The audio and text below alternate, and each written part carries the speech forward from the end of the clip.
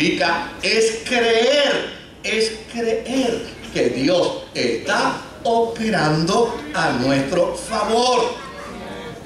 Hace unos años atrás se me acercó un hermano, no de aquí, para que no se atribule nadie, vayan a pensar que estoy hablando de Gamaliel. Se me acercó un hermano y me dice, pastor, estoy pasando por una situación bien difícil y no me vengas a decir que a los que aman al Señor.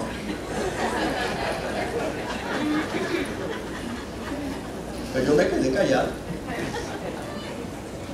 Me dice, pero no me vas a hablar. Yo le digo, pero si es que me mandaste a callar. ¿Me mandaste a callar? Me estás diciendo, no me vengas a decir que a los que aman al Señor todas las cosas obran a bien.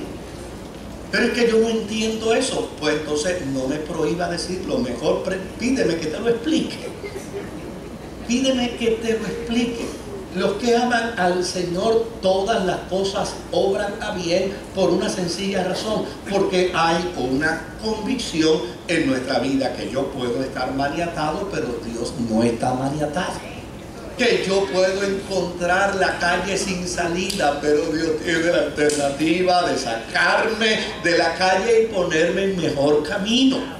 Es la convicción, es la seguridad. Es saber que por encima de la dificultad, por encima de la crisis que yo pueda estar pasando, óigame, hay un cielo que se abre como testimonio de que Dios va a intervenir en nuestro favor. Mira lo que nos dice Ezequiel en el capítulo 1 y versículo 1. Ezequiel capítulo 1 y versículo 1. Mira esa expresión de un profeta que está precisamente inmerso, no solamente él, sino todo su pueblo en una experiencia de crisis. Dice, en el día 5 del mes 4 del año 30, mientras me encontraba entre los deportados a la orilla del río Quebar, los cielos se abrieron y recibí visiones de Dios. Nota bien lo que él está diciendo. Tal vez usted lee y no se da cuenta, pero ¿sabe lo que le está diciendo? Él está diciendo el día en que nos llevaron cautivos los de Babilonia hasta el río Quebar. El día en que pasamos cuenta sobre nuestro ejército y vimos que había sido destruido. El día que miramos a nuestra juventud y vimos que ella estaba diezmada. El día que miramos a nuestras muchachas y descubrimos que todas ellas habían sido violadas. El día que miramos hacia el ala donde estaban nuestros ancianos y descubrimos que a todos los habían matado. El día en que nos llevaron cautivos al río Quebar, los de Babilonia, y se burlaron de nuestro Dios, y se burlaron de lo que creíamos, y se burlaron de nuestra fe, y se burlaron de nuestro ejército, y se burlaron de nuestro templo, porque lo destruyeron. Ese día, cuando nadie veía nada, yo vi los cielos abiertos y vi visiones de Dios. Pregunta que deberíamos hacernos es esa. ¿Y los demás qué vieron? Pues no vieron nada. No vieron nada. Pero él vio los cielos abiertos. Él vio visiones de Dios. Porque de lo que se trata en esta dimensión es precisamente una cabal comprensión de que estamos en el área de la fe. Y la fe es la sustancia de las cosas que se esperan. Y la fe es la demostración de lo que no se ve. Este profeta, en medio de una gran adversidad, yo le aseguro a usted que la historia suya no es tan difícil como la historia de Israel en el cautiverio babilónico. Dicen ellos, enganchamos nuestras arpas y nuestras cítaras porque descubrimos que no valía la pena cantar. como cantaremos a Jehová en la tierra de los extraños. Escuchamos la expresión de un salmista que obviamente no luce ser una expresión muy cristiana, pero es una expresión humana. Un salmista que probablemente fue parte de aquellas familias que perdieron sus hijas, que perdieron sus hijos, que perdieron sus ancianos. Y dice: dichoso, dichoso sería aquel que agarre a un babilonio y también lo estrelle contra las piedras. Como queriendo decir, si me lo hicieron ellos a mis hijos, yo quisiera que alguien también se los haga a ellos. Era una expresión que manifiesta dolor profundo, angustia profunda. Pero en medio de esa grave crisis había uno que estaba dispuesto a ver cielos abiertos. Vayamos a Mateo capítulo 3 y versículo 16.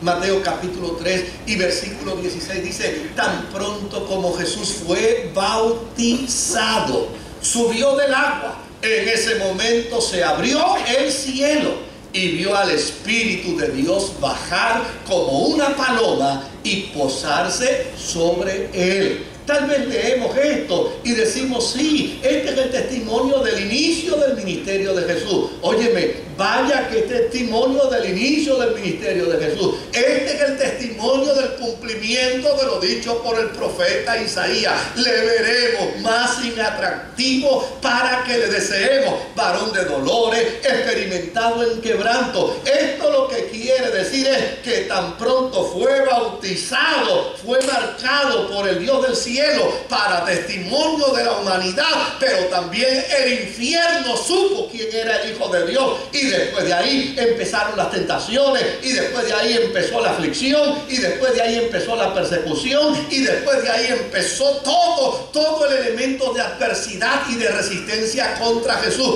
¿Qué hizo la diferencia? La diferencia la hizo en que él vio el cielo abierto y el Espíritu Santo que vino y se posó sobre él. ¿Vale la pena que usted vea el cielo abierto? Vale la pena ver el cielo abierto. La Biblia plantea que cuando el cielo se abre,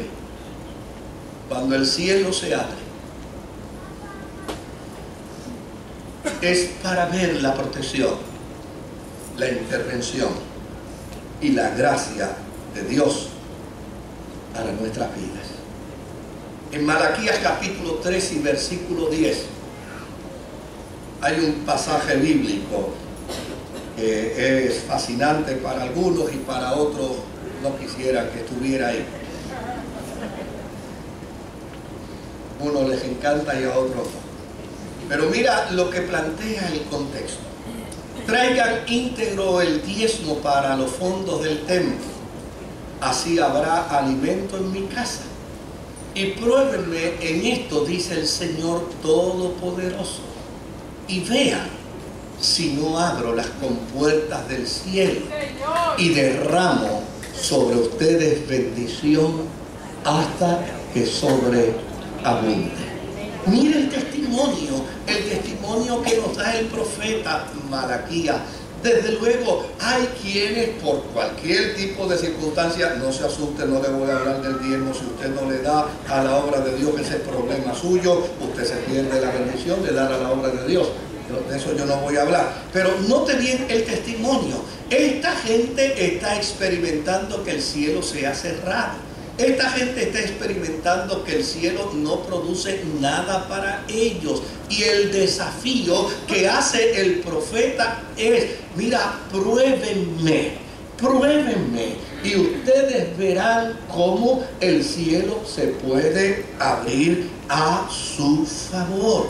Ustedes verán cómo el cielo puede abrirse en favor de la vida de ustedes. Note bien que estamos en un campo puramente de fe. ¿Qué usted ve desde el punto de vista real? ¿Qué usted ve desde el punto de vista de sus circunstancias? ¿Qué usted ve desde el punto de vista de la realidad de sus problemas? Pero a fin de cuentas, usted ha sido colocado en una dimensión de fe. Me encanta el testimonio, aquella historia del profeta Elías con su esclavo, donde Elías está en un momento dado, después de haber desafiado a los ejércitos del rey, dice que el ejército lo rodeó su casa, y el profeta estaba tranquilo, estaba sosegado. Él estaba mirando que el ejército había rodeado su casa. Claro que lo estaba viendo, pero en adición a mirar al ejército, él estaba viendo que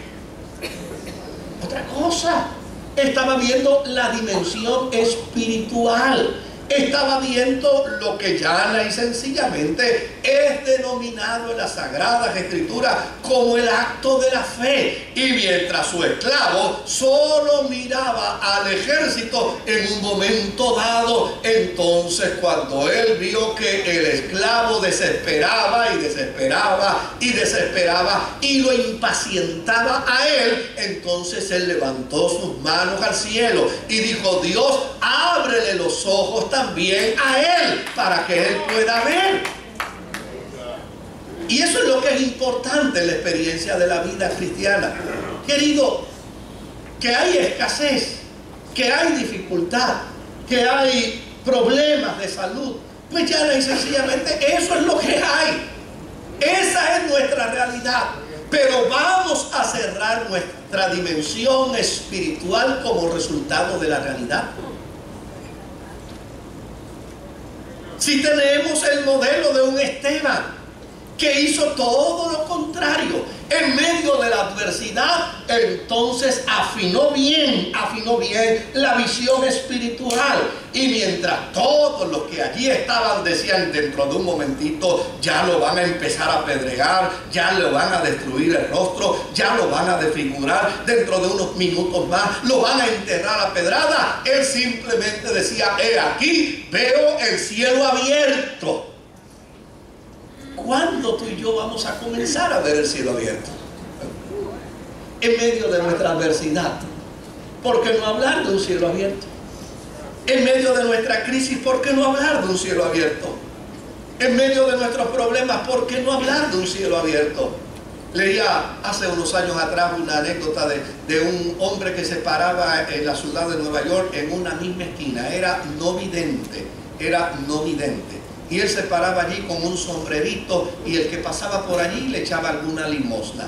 Desde luego, esta mujer fue a pasar y fue a echarle una limosna, pero quería decirle algo más. Era una madrugada fría, lluviosa, y él estaba allí, aquel ciego estaba allí paradito, esperando recolectar el dinero del día para poder subsistir él y su familia. Y cuando la mujer se le paró de frente y le echó la moneda, ella quería decirle algo más, y de repente le dice: que pase usted un buen día. Y sabe lo que él le contestó: todos los días Dios me los da buenos.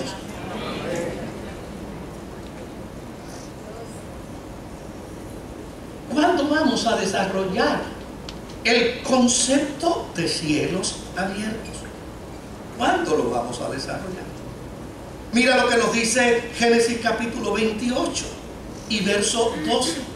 Dice: allí soñó que había una escalinata apoyada en la tierra y cuyo extremo superior llegaba hasta el cielo. Por ella subían y bajaban los ángeles de Dios. Mire qué interesante. Cuando yo leo la historia de Jacob,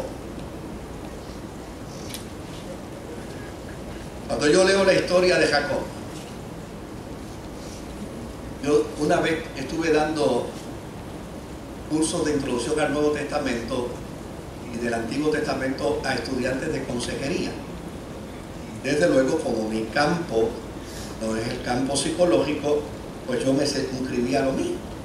Pero entonces yo les daba unas asignaciones a los estudiantes y les daba nombres de personas, protagonistas bíblicos, y les decía: yo necesito ahora que usted lea sobre la vida de este protagonista bíblico y busque en él el cuadro clínico, psicológico, las crisis, los dolores, las experiencias difíciles, y luego presente un ensayo de cómo usted resolvería el problema de esta persona.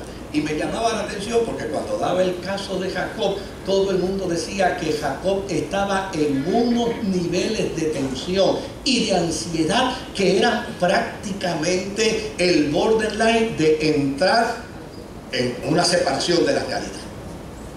A ese nivel estaba Jacob. Imagínese si estaba a ese nivel que se le ocurrió pelear con un ángel. ¿A quién se le ocurre pelear con un ángel? A él se le ocurrió. La desesperación era a tal grado, en tal dimensión, que cuando el ángel se le apareció, ya sencillamente dijo: yo contigo, si es posible, hasta peleo. Y dice que el ángel le desyuncó todo el muslo. Y esto tiene que producir un dolor excruciante. Pero aún así él le gritaba al ángel y le decía: no te voy a soltar hasta que tú no me bendigas. Es decir, este es un individuo en una profunda crisis, en una profunda desesperación, en un estado de agonía terrible. Pero decidió ¿qué? Decidió mirar a Dios. Y cuando decidió mirar a Dios, vio ángeles en el cielo abierto que subían y bajaban. Si te quieres quedar en el espectro de lo terrenal, esa es una decisión tuya. Pero tú tienes una capacitación de Dios que no la tiene el vecino tuyo. Tú tienes una capacitación de Dios que no la tiene tu compañero de trabajo. Tú tienes una capacitación de Dios mediante el Espíritu Santo que no la tiene la gente que te rodea en tu empresa. Tú tienes algo de Dios que es mucho más trascendente, y es que cuando los que están en tu entorno no ven nada, tú puedes decir: he aquí veo los cielos abiertos. Esa es la gran bendición que tú tienes. Esa es una dimensión en la que Dios te ha colocado. Desde luego que un cielo cerrado es señal de sequía. Desde luego que un cielo cerrado es señal de desierto. Desde luego que un cielo cerrado es señal de aridez. Pero ¿sabes algo? A los cristianos, por más difícil que sea la crisis, se le promete un cielo abierto. Ese: he aquí yo estaré con vosotros todos los días de vuestra vida hasta el fin. Eso es un cielo abierto. No me topo con gente si yo estoy deseoso porque el Señor venga para estar en la presencia. Pues es que con Él aquí podemos pasar las cosas también bien. Si es el mismo, el que está aquí es el mismo que camina por las calles que son como de oro. El que está aquí es el mismo que se pone a ver el mar, que es como de cristal. El que está aquí es el mismo que está sentado a la derecha del Padre. El que está aquí es el mismo, y te ha prometido que no te dejará ni un solo segundo de tu vida. Estará contigo todos los días de tu vida hasta el fin. Claro que hay cuando el cielo se cierra. Bueno, esa es una señal de sequía. Y cuando el cielo se cierra es señal de desierto. Mira lo que nos dice Segunda de Crónicas, capítulo 7 y versículo 13. Cuando yo cierre los cielos para que no llueva, o le ordene a la langosta que devore la tierra, o envíe peste sobre mi pueblo. Es decir, el mundo antiguo sabía que este concepto de cielo abierto y de cielo cerrado tiene un mensaje muy claro para la humanidad. Cuando el cielo está cerrado, óigame, hay desierto. Cuando el cielo está cerrado, hay sequía. Cuando el cielo está cerrado, hay aridez. Pero a la experiencia suya y a la experiencia mía, en esta dimensión de la fe, nos ha puesto el cielo abierto.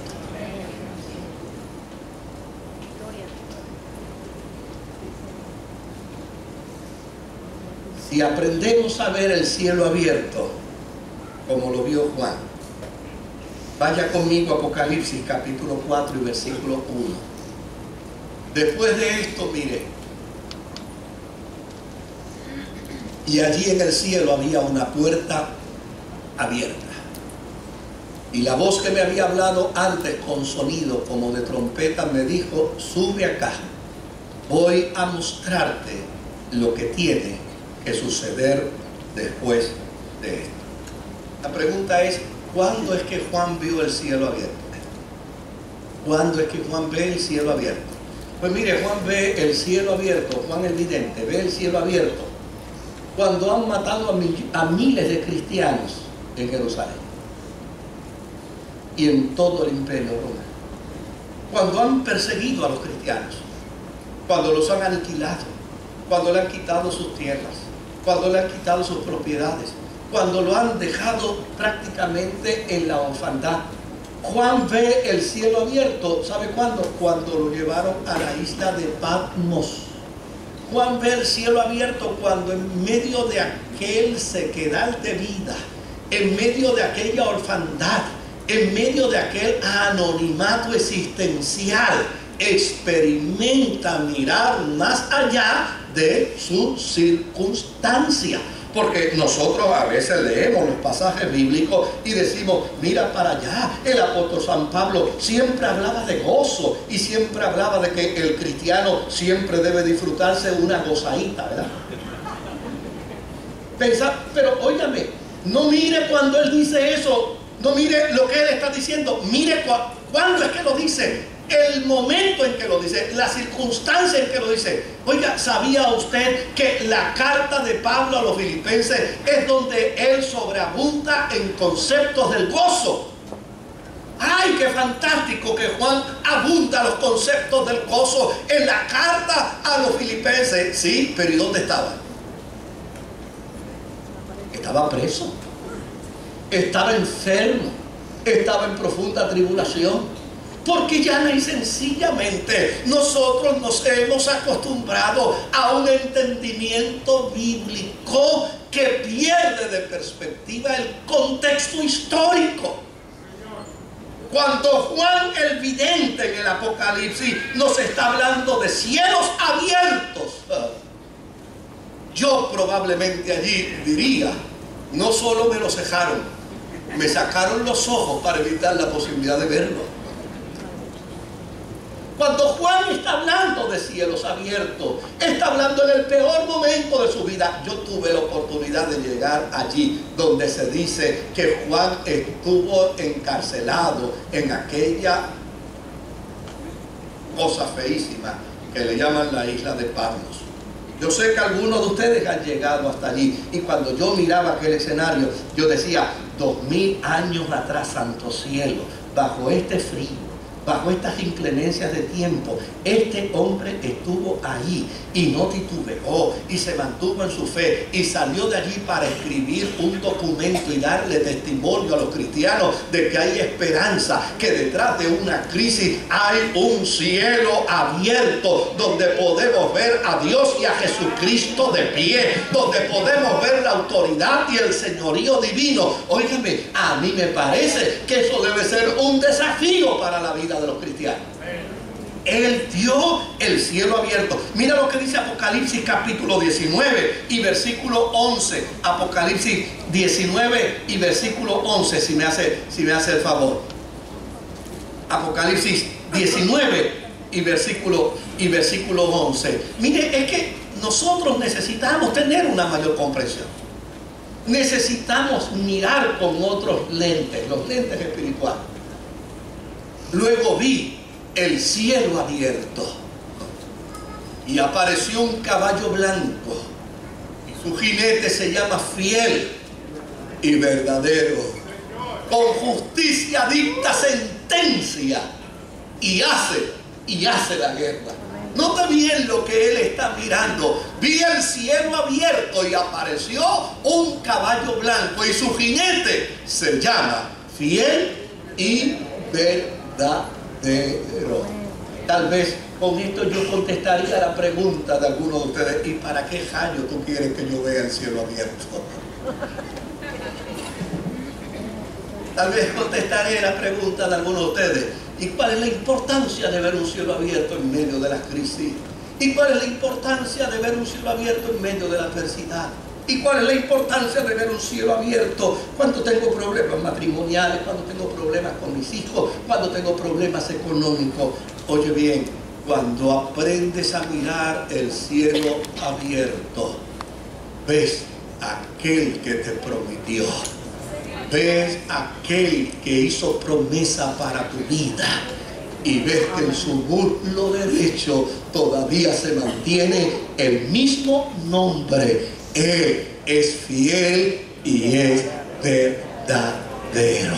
Él no es hombre para mentir, ni hijo de hombre para arrepentirse. Por lo tanto, si miras el cielo abierto, podrás decir como el himnólogo de la década del 40, las promesas del Señor mías son. En la Biblia yo lo leo y yo sé que es la verdad.